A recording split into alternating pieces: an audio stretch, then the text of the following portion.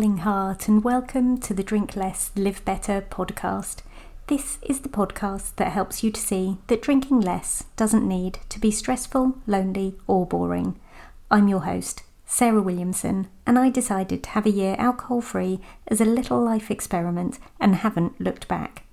With my experience and training, I now help other people with their alcohol-free or drink less adventures. You can find out more and sign up to my 5-day Drink Less challenge at drinklesslivebetter.com. I'm here to tell you that you can relax, connect and have fun without alcohol in your life. Join me here each week to find out how. Last week I mentioned that my book is being published in July. It's still making me feel sick to say those words out loud. I don't know why I'm having a problem with claiming the word, the title, author, because I am already an author. I have loads of work published in the world. Maybe by next week I'll feel more comfortable about it. The second theme in my book is acceptance. Last week I talked about awareness and how that is often the first step along the road to making a change. And today I'd like to talk about what we can acknowledge or accept and therefore tolerate or not. Life has a funny way of not always turning out how we might envisage it. We often find ourselves facing situations or circumstances that don't align with our expectations, leaving us feeling frustrated, disappointed, or maybe even heartbroken. Things are less than ideal from time to time. Sometimes the key to finding contentment lies in our ability to accept or not life's imperfections. The first step towards acceptance is acknowledging our thoughts, feelings, and behaviours. We can reflect on our expectations and values and find where the disconnects lie. It's essential to give ourselves permission to feel and express our dissatisfaction. Take some time to identify what specifically isn't working for you and explore why it bothers you.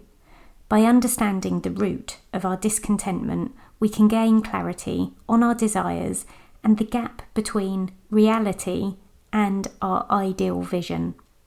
Choosing to drink less or have a break from alcohol is one that we may come to quite quickly or that we may have been thinking about for a while.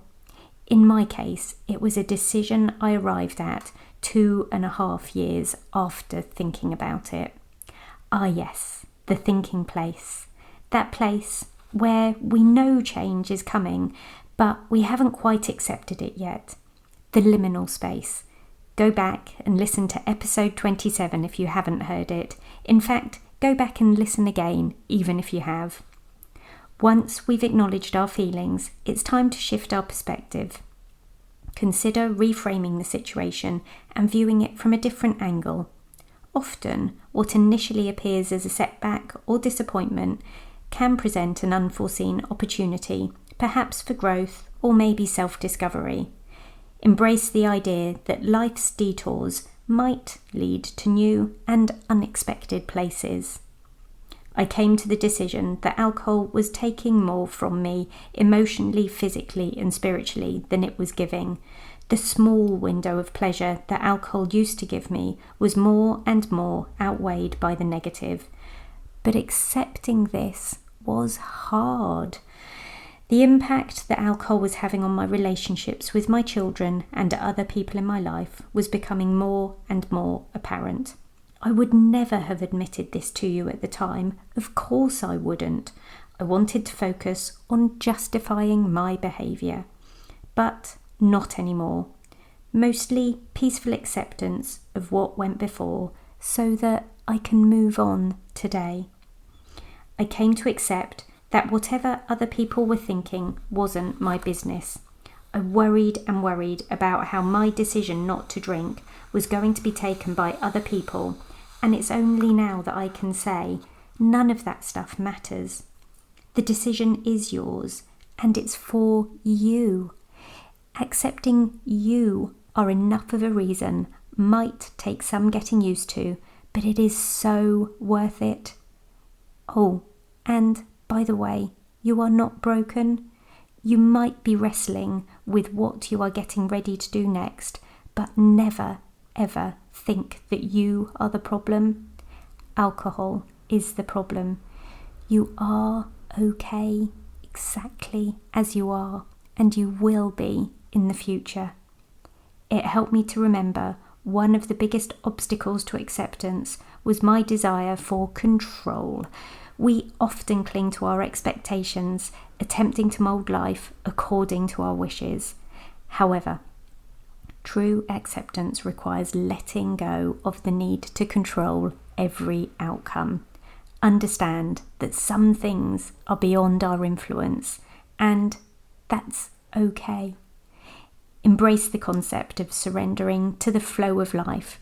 We are in control of our thoughts, feelings, and behaviours, but very little else. By relinquishing control, we open ourselves up to new possibilities. Acceptance does become easier when we connect with others who share similar experiences or perspectives.